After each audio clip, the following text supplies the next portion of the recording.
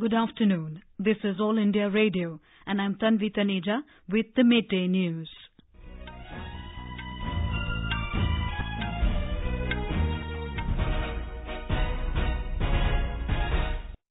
The headlines. Mizo National Front President Zoramthanga takes oath as Mizoram Chief Minister for the third time. Congress likely to announce the name of its Chief Minister in Chhattisgarh today. President Ramnath Kovind lays foundation stone of ultra-modern railway station connecting Statue of Unity in Kevadia with rest of India. 3 terrorists killed and 1 army jawan martyred in an encounter in Pulwama district of Jammu and Kashmir.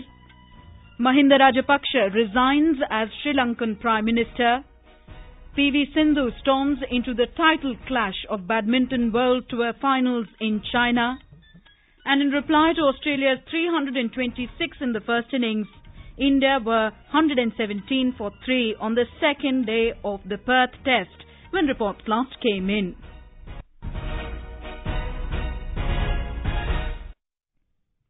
Mizo National Front MNF President Zoramthanga has been sworn in as the Chief Minister of Mizoram.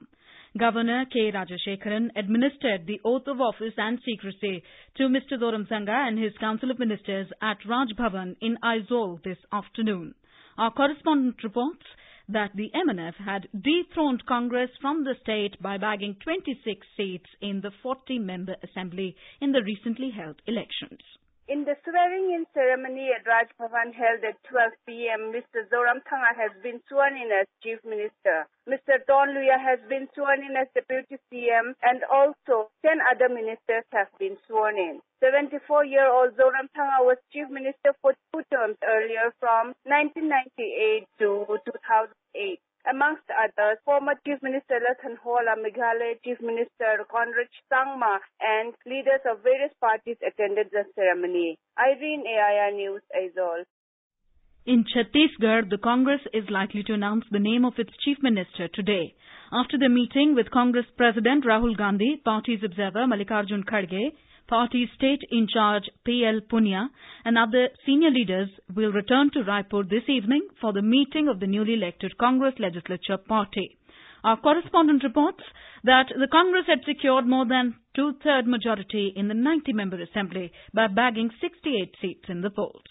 Newly elected Congress Legislative Party is scheduled to meet today. Congress President Rahul Gandhi's decision regarding his choice for Chief Minister would be announced at the meeting. Earlier, AICC observer Mallikarjun Kharge had a meeting with Congress legislators on 12th December in Raipur and submitted his report to the party president. Later, the Congress chief summoned senior state leaders Bhupesh Baghel, T.S. Singhdev, Tamradhwaj Sahu and Charandas Mahant to New Delhi to have a discussion with them. AICC General Secretary and party in charge for Chhattisgarh, P.L. Punia, was also present during the meeting. Vikalp Shukla, AIR News, Raipur. In Rajasthan, Governor Kalyan Singh has invited Congress leader Ashok Gehlot to take over as the Chief Minister. Sachin Pilot will be his deputy. A delegation of the party had called on the governor last night about the government formation. The delegation handed over a letter containing the names of MLAs supporting Mr. Gehlot. The oath-taking ceremony is expected to take place on Monday. In Madhya Pradesh, Congress leader Kamal Nath will take oath as the Chief Minister of the state on Monday. President Ramnath Kovind today laid the foundation stone of ultra-modern railway station at Kevadia in Narmada district of Gujarat. This railway station will connect the Statue of Unity, the world's tallest statue of Sardar Vallabhbhai Patel, to the rest of India through broad-gauge railway line. Mr. Kovind's day-long visit coincides with the death anniversary of Sardar Patel, the Iron Man of India. Speaking on Sardar Patel on the occasion, Mr. Kovind said, उन्होंने आजाद भारत को प्रशासन की एक मजबूत व्यवस्था भी दी। वे सही मायनों में हमारे राष्ट्र के शिल्पकार थे। बापू और सरदार साहब के बिना आधुनिक भारत की कल्पना भी असंभव है और देश की ये दोनों महान विभूतियों मानवता को गुजरात की देन है। Our correspondent has filed this report. Kevadia, the small town 3 kilometers away from the Statue of Unity, the world's tallest statue of Sardar Patel, has no rail or air connectivity till now. But after the laying of foundation stone of ultra-modern railway station at Kevadia by the President Ram Nath Kovind, the Statue of Unity project will now get the rail connectivity for national and international tourists in coming days. This will also boost the all-round development of this tribal region along with new opportunities of employment. President Kovind has also visited the Valley of Flowers, the Wall of Unity, and museum and exhibition halls. He also viewed the short film on work and life of Sardar Patel at the Statue of Unity. Yogesh Pandya, AR News, Ahmedabad. Prime Minister Narendra Modi has also remembered Sardar Patel on his death anniversary today. In a tweet, Mr. Modi said Sardar Patel's thoughts, his rich work and strong efforts towards the country's unity inspired generations of Indians. Finance Minister Arun Jaitley and Information and Broadcasting Minister Rajyavardhan Rathore have also paid their tributes to Sardar Patel. Prime Minister Narendra Modi will interact with BJP cadres from 5 Lok Sabha seats in Tamil Nadu this evening. The interaction will be available on the Narendra Modi app from 4:30 p.m.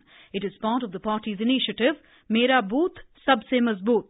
Mr. Modi will be responding to questions of the party karyakartas from Kanyakumari, Salem, Namakkal, the Nilgiris and Coimbatore during the interaction. Union HRD Minister Prakash Javadekar today said, rather than input-led education, the government is focused on providing outcome-based education, wherein the students are the measure for quality. He was delivering the convocation address at the 31st convocation of Goa University in Panaji, stressing that innovation is key to future sustainable development of India. Mr. Javadekar said, Indians have been contributors to innovation for long, and now focus must be on becoming owners of innovation. Education केवल input lead नहीं होना चाहिए, outcome based होना चाहिए, ये कहा है। और यही प्रधानमंत्री नरेंद्र मोदी जी हमेशा कहते हैं कि we must try to have education of outcome based. केवल कितना इंफ्रास्ट्रक्चर है, कितने रूम्स है, कितने ग्राउंड्स है, ये महत्वपूर्ण है, लेकिन यही महत्वपूर्ण नहीं है। महत्वपूर्ण है कि हमारा आउटकम क्या है। This is All India Radio giving you the news. For quick news updates round the clock, follow us on our Twitter handle at AIR News Alerts. In Jammu and Kashmir, 3 terrorists were killed and an army jawan martyred in an encounter in Pulwama district early this morning.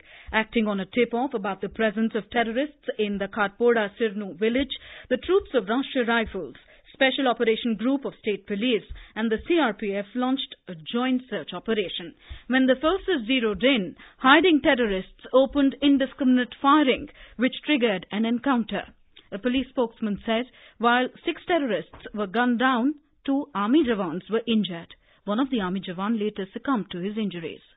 7 stone pelters have also been killed in protests in the area following the encounter. Talking to AIR, State Director General of Police Dilbag Singh said, 3 militants मारे गए हैं जो कि local हैं और काफी traded militant हैं, जो मुजाहिदीन से वास्ता है उनका। बदकिस्मती से जब ऑपरेशन चल रहा था तो उस वक्त आसपास के गांव के लोग वहां पर साइट पर पहुंचे और ट्रूप्स के ऊपर पथराव भी किया। कुछ एक ट्रूप्स के व्हीकल को और लोगों को भी नुकसान पहुंचाने की कोशिश की, जिसके चलते कुछ सिविलियन लोग भी जख्मी हुए। 6-7 सिविलियन कैजुअलिटी की कंफर्मेशन हो रही है।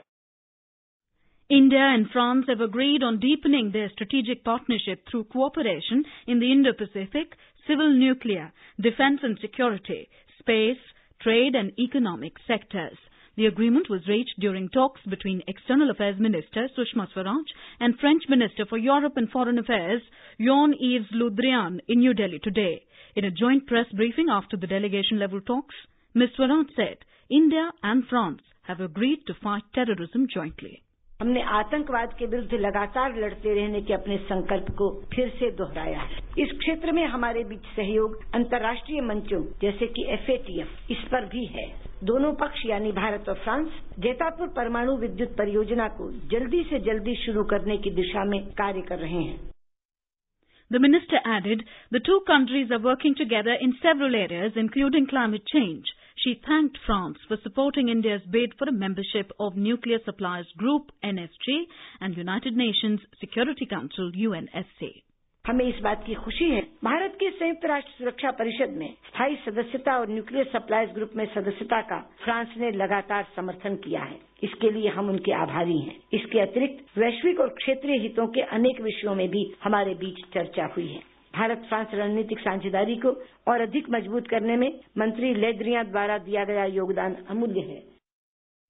Speaking on the occasion, Jean-Yves Le Drian said, through culture, tourism and people-to-people ties, the two countries will forge strong links between their citizens.